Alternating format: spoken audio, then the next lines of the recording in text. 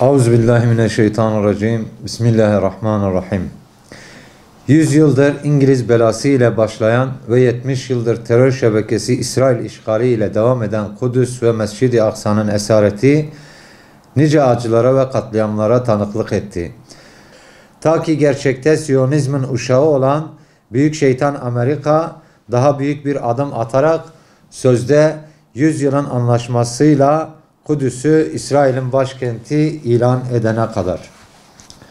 İslam coğrafyasının dört bir yanında fitne ve fesat tohumları ekip, ümmeti birbirine kırdıran, katlettiren ve ümmetin tüm kaynaklarını sömüren zalim ABD, ümmetin bağrına hançer saplamaktan farksız olan bu kararı ile Kudüs'ü tamamen işgal etmenin adımını atmış oldu.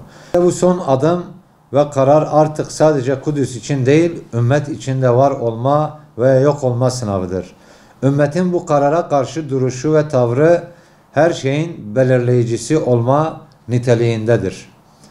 Ya bu andan itibaren bu zalim ve işgalcilere karşı tek ses, tek yürek olup ümmet için çimento işlevi gören Kudüs'ü sahiplenir, korur ve ümmetin varlığını ispat eder ya da zillet halini sürdürür.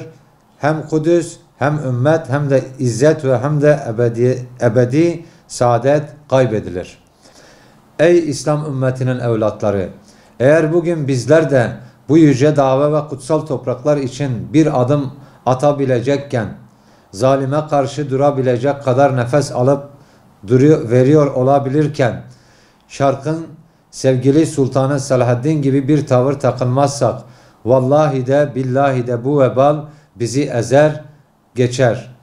Ümmet bir daha asla doğrulamaz. Mescid-i Aksa, Kudüs ve tüm Filistin toprakları özgür oluncaya dek yapılacak bütün faaliyetlere sonsuz desteğimizi sunacağımızı ilan ediyoruz. Bu vesileyle 9 Şubat Pazar günü yapılacak olan Kudüs Bizimdir mitingine tüm halkımızı davet ediyoruz. Kudüs bizimdir ve bu davadan asla vazgeçmeyeceğiz. Bismillahirrahmanirrahim.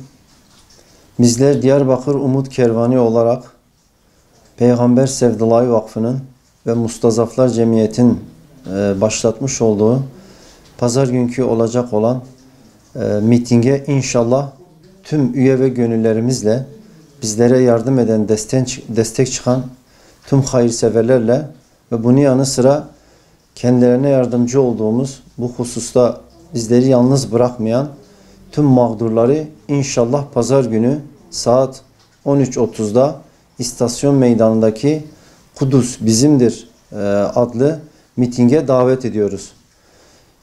Bizler Umut Kervanı olarak inşallah bu desteğimizi sunmaktayız. Ayaktayız. Allah'ın izniyle pazar günü orada bulunacağız. Tüm gönül dostlarımıza, üyelerimize, bizi seven, bizi destekleyen tüm hayırseverleri de inşallah pazar günü oraya davet ediyoruz. Onları orada bekleyeceğiz.